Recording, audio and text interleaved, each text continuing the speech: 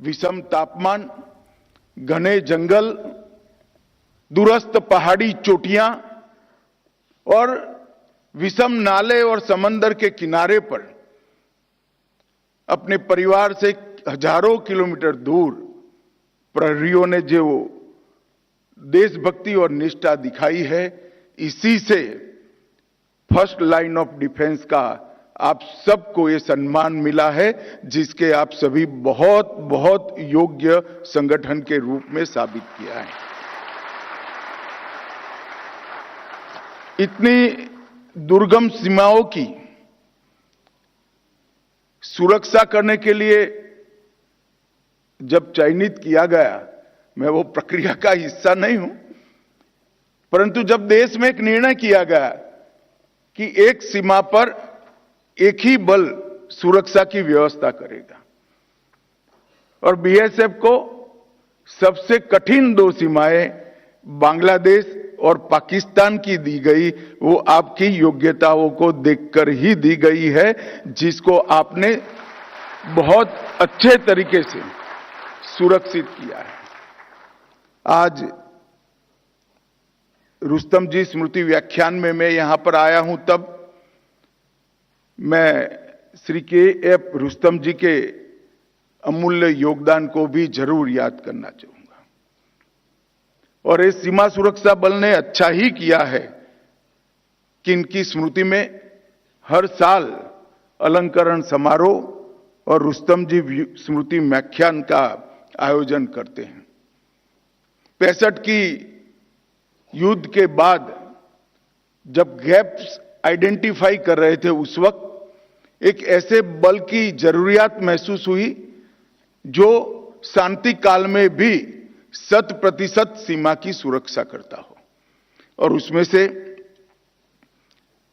BSF का विचार जन्मा, बीएसएफ का भी जन्म हुआ और श्रीमान रुस्तम जी पहले सीमा प्रहरी बनकर इसके स्थापक डायरेक्टर भी बने।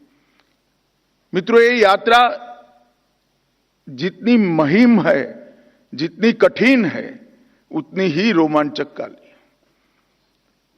किसी भी बल के स्थापना के 6 साल में ही एक विकट युद्ध का सामना करना पड़े और सबसे कठिन बॉर्डर पर करना पड़े, ये शायद बीएसएफ के अलावे किसी के भाग्य में ऐसा मौका नहीं आया होगा।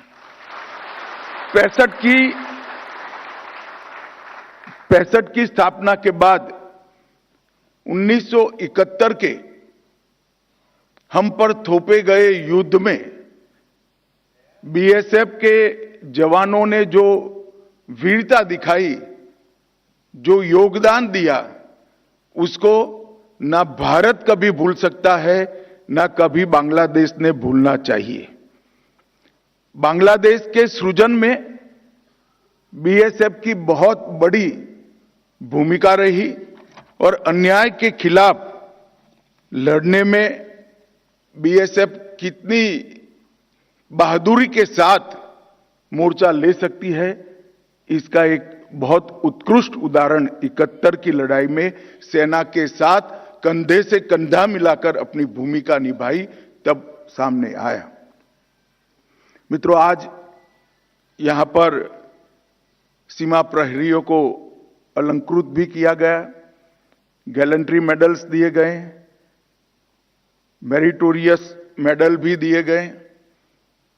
ये जिन जवानों को मेडल मिले हैं वो प्रतीकात्मक है। उनकी ड्यूटी ऐसी जगह पे थी, उनका कालखंड ऐसा था, जिसके कारण उन्होंने अपने दायित्व को अच्छे से निभाया, बहादुरी दिखाई और मेडल का अधिकार मिला।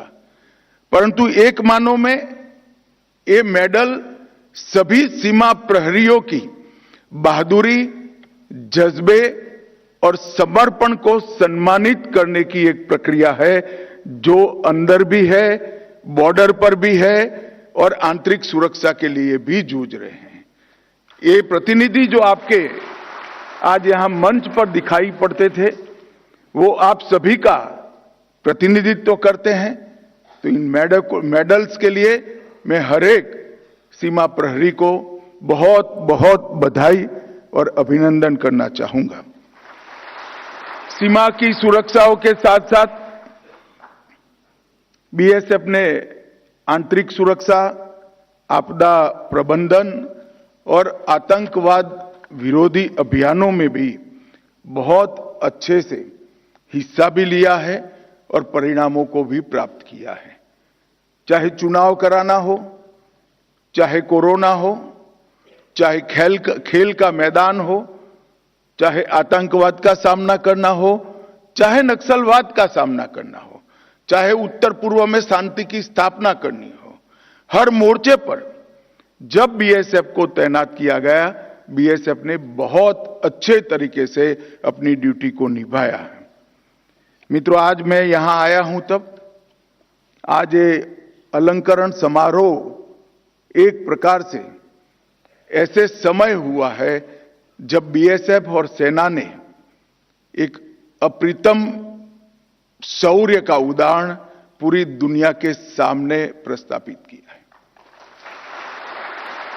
ऑपरेशन सिंदूर ये हमारे प्रधानमंत्री की दृढ़ राजनीतिक इच्छा शक्ति, हमारी सूचना एकत्रित करने वाली संस्थाओं की सटीक सूचना और सेना का मारक क्षमता का अद्भुत प्रदर्शन, ये तीनों मिलता है तब ऑपरेशन सिंदूर बनता है।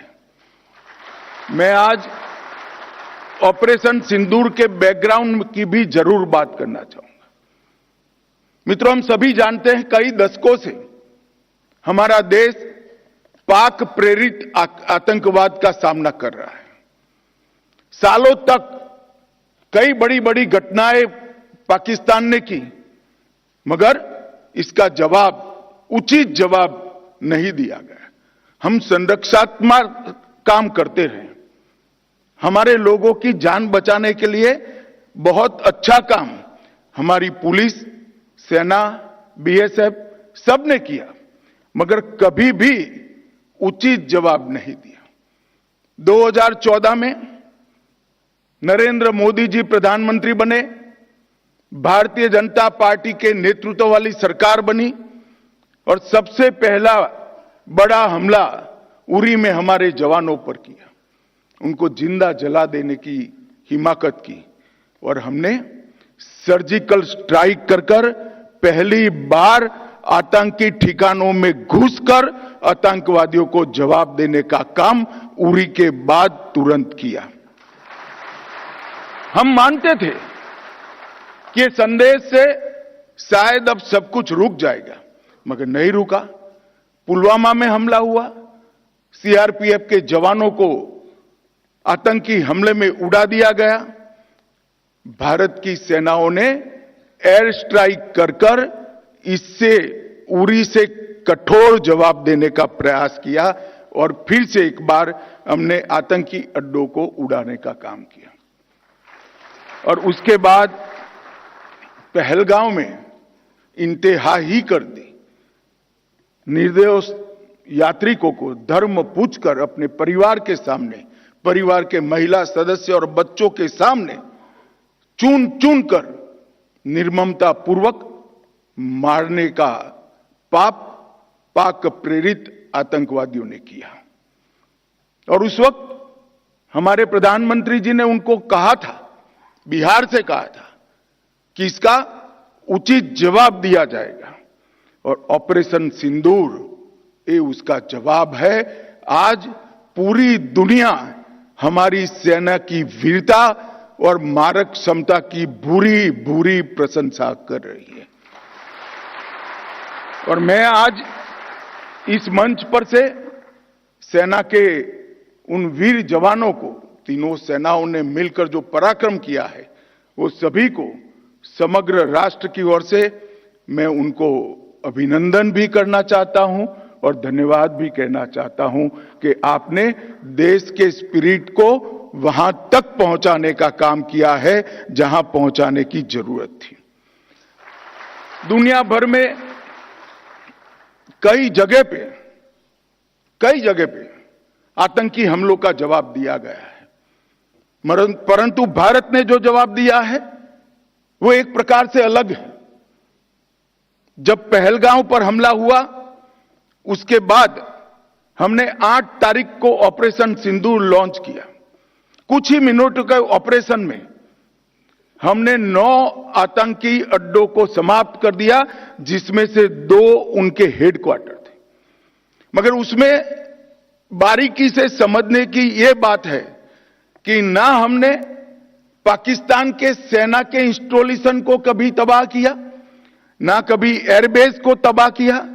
हमने सिर्फ और सिर्फ आतंकी अड्डों को ध्वंस करने का काम किया, जिन्होंने हमारी धरती पर गुनाह किया था। मैं फिर से एक बार कहना चाहूंगा, ना हमने सेना के हवा अड्डों को, स्थापनाओं को छुआ, ना उनके एयरबेस को छुआ। 8 तारीख को केवल और केवल पाकिस्तान में बसे जैसे मोहम्मद, हिजबुल मुजाहिदीन, लश्कर ए तैयबा और उनके हेडक्वार्टर, ट्रेनिंग कैंप और एक प्रकार से भारत में आतंकवादियों को घुसपैठ कराने के अड्डे को तबाह किया। हम मानते थे कि इतना इनफ है और हमने तो हमला आतंकवादियों पर किया था, मगर पाकिस्तान ने साबित कर दिया कि जो आतंकवाद यहां पर है वो पाक स्पॉन्सर है।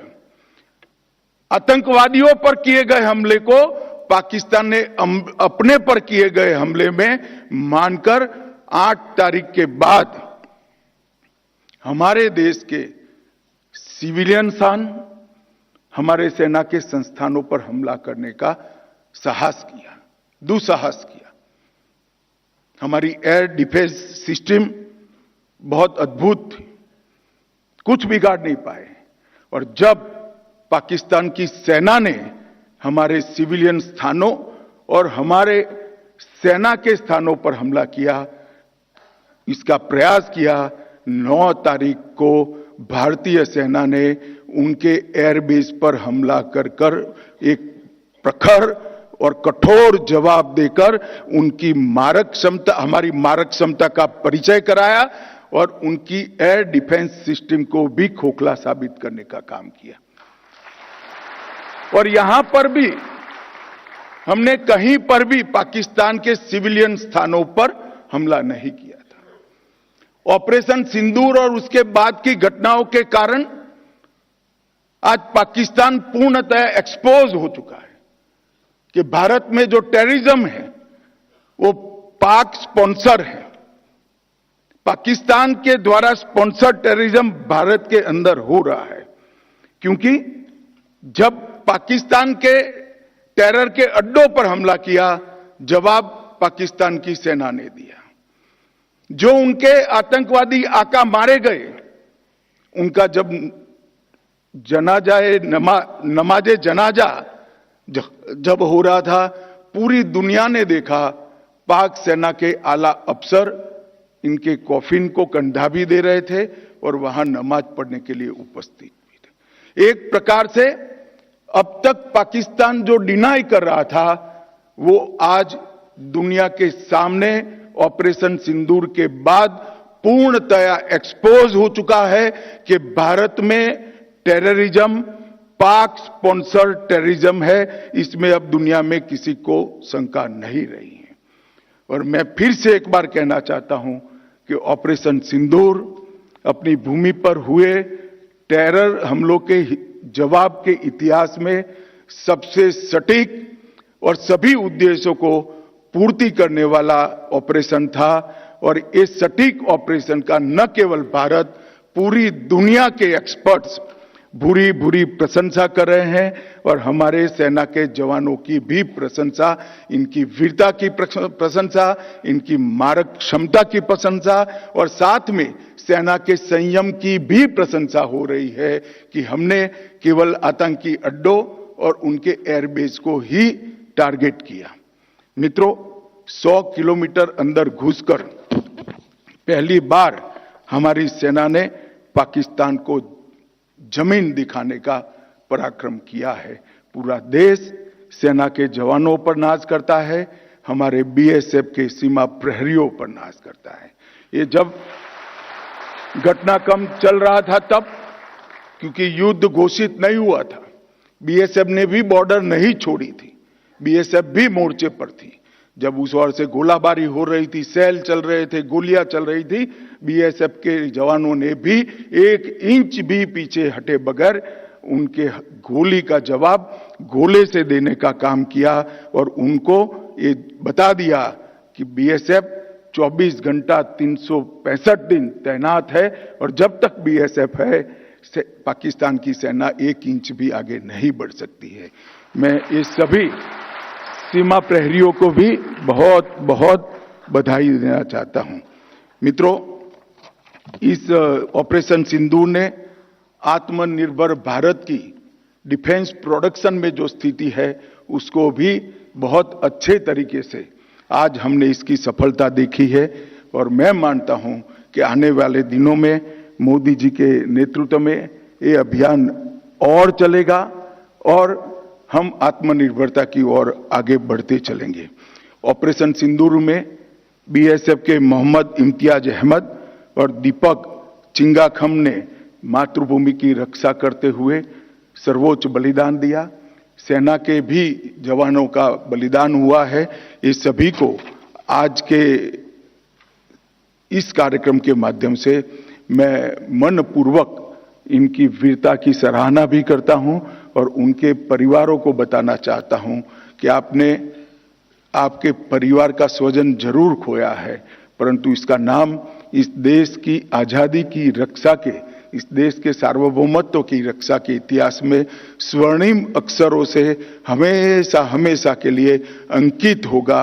इस हम सब के लिए गर्व का विषय है। मित्रों, बीएसएफ भारत की 15,000 किलोमीटर से अधिक सीमा और उसमें से सबसे कठिन सीमा की सुरक्षा बीएसएफ के हाथ में है। कई प्रकार की विषम भौगोलिक परिस्थितियां बीएसएफ के लिए चैलेंज बनी हुई हैं, मगर मुझे आनंद है कि बीएसएफ ने विगत 5 साल के अंदर ढेर सारे तकनीकी समाधान ढूंढने का प्रयास किया है। जहां पर बाढ़ नहीं लग सकती वहां पर सीमा की सुरक्षा तकनीक के माध्यम से करने के लिए दुनिया भर के सॉल्यूशन को भी प्रयोगात्मक रूप से बीएसएफ ने जमीन पर उतारने का प्रयास किया है और बीएसएफ के जवानों ने भी इन हाउस कई सारे सॉल्यूशन निर्मित किए हैं। अभी 2 महीना पहले ही मैं और हमारे गृह सचिव जम्मू गए थे। ढेर सारे सॉल्यूशंस के एक्सपेरिमेंट को स्थान पर देखा है और अब आने वाले दिनों में गृह विभाग ये सारे सॉल्यूशन में से कुछ मॉडल तय कर उसको जमीन पर उतारने वाला है। मुझे पूरा भरोसा है कि जहां पर भौगोलिक विषमता हमारे आड़े बहुत बड़ी अड़चन बनी है, ऐसी सीमा की सुरक्षा के लिए भी बीएसएफ ने ढूंढे हुए तकनीकी समाधान आने वाले दिनों में देश को सुरक्षित करेंगे। और कुछ शब्दों में मैंने ये प्रक्रिया बताई, वो प्रक्रिया बहुत लंबी है, बहुत परिश्रम करने वाली है और सैकड़ों ट्रायल लेकर एरर को खत्म कर एक संपूर्ण प्रणाली बनाने की ये प्रक्रिया अपनाई है। मैं आज इसलिए कह रहा हूं कि देश के नागरिकों को भी मालूम पड़ना चाहिए कि जहां नाले बस रहे हैं, नाले बह रहे हैं, जहां पर घना जंगल है, पहाड़ों की चोटियां हैं, जहां पत्थर है, ऐसी जगह पे जहां बाढ़ नहीं लग सकती, इसकी सुरक्षा के लिए भी बीएसएफ के जवान कटिबद्ध है और सतत पुरुषार्थ कर इसके तकनीकी समाधान ढूंढे हैं। बीएसएफ ने 1 दिसंबर 1965 से लेकर आज तक जो बीएसएफ का विकास हुआ है, लगभग 2,75,000 की नफरी के साथ थल, जल और वायु तीनों प्रकार के सुरक्षा के दस्ते बनाकर बीएसएफ आज दुनिया के सभी सीमा सुरक्षा बलों में सर्वोच्च स्थान पर खड़ा है। इसमें किसी को कोई शंका नहीं है। बीएसएफ आज अपनी भूमिका बहुत अच्छे तरह से निभा रही है। और देश ने भी बीएसएफ के जवानों को हमेशा उनके पराक्रम को, उनके बलिदान को नवाजने में कोई कमी नहीं छोड़ी। एक पद्म विभूषण, 2 पद्म विभूषण भूषण, 7 पद्मश्री, 1 महावीर चक्र, 6 कीर्ति चक्र, 13 वीर चक्र, 13 शौर्य चक्र, 56 सेना मेडल और 1246 वीरता के लिए पुलिस पदक बीएसएफ के जवानों को मिले हैं। वो ही बताता है कि एक बल इतने सारे पदक पर जब अधिकार करता है और सभी प्रकार के पदक पर अधिकार करता है तो उनकी निष्ठा कितनी अद्भुत होगी। बीएसएफ ने लगभग 1,10,000 किलोग्राम ड्रग को भी ये 5 साल में पकड़कर नारकोटिक्स के खिलाफ की लड़ाई को भी मजबूत किया है और एक प्रकार से नक्सली अभियान में भी 78 से ज्यादा नक्सलियों को ये 5 साल में खत्म कर बीएसएफ ने बहुत बड़े नक्सल विरोधी अभियानों को भी अंजाम दिया है। काउंटर ड्रोन के लिए भी बीएसएफ ने कई सारी तकनीक, जो छोटे ड्रोन हैं जो स्मगलिंग के काम करते हैं, उनको रोकने के लिए, उनको गिराने के लिए, उनको जैम करने के लिए कई सारी तकनीक भी उन्होंने बनाई है। और आने वाले दिनों में जो कुछ भी जरूरियातें होगी बीएसएफ के माध्यम से सीमा की सुरक्षा करने के लिए, इसके लिए हमारा गृह मंत्रालय कटिबद्ध है। मित्रों, आज दिन है हमारे बीएसएफ के जवानों की वीरता को पुरस्कृत करने का, हमारे बीएसएफ के बलिदानी जवानों को श्रद्धांजलि देने का और उनके साथ मजबूती के साथ खड़ा रहने का। मैं सभी सीमा प्रहरियों को ये कहना चाहता हूं, नरेंद्र मोदी सरकार, गृह मंत्रालय और पूरा देश आपकी वीरता के साथ, आपके पीछे चट्टान की तरह खड़ा है, आपका भरोसा भी करता है और आपका सम्मान भी करता है। और जब जब सीमा से कोई भी चीज के समाचार आते हैं और जब मुझे मालूम पड़ता है कि मेरा सीमा प्रहरी वहां उपलब्ध है, मौजूद है, तब मैं आराम से चैन की नींद सोने में कोई कसर नहीं छोड़ता, क्योंकि मुझे मालूम है सीमा प्रहरी है तो कुछ नहीं होने वाला है। नुकसान होगा तो सामने वालों का ही होगा, हमारे देश का नहीं होगा। फिर से एक बार 1965 से लेकर 2025 तक की ये पूरी बीएसएफ की यात्रा को मैं मनपूर्वक सैल्यूट करता हूं और आने वाले दिनों में भी देश अपेक्षा करता है कि इससे भी उत्कृष्ट बहादुरी और बलिदान की भावना के साथ बीएसएफ देश की सीमाओं की सुरक्षा करेगा। और मुझे विश्वास है, देश के विश्वास के प्रति आप निश्चित खड़े होंगे। रुस्तम जी साहब को फिर से एक बार मनपूर्वक याद कर मेरी वाणी को विराम देता हूं। नमस्कार।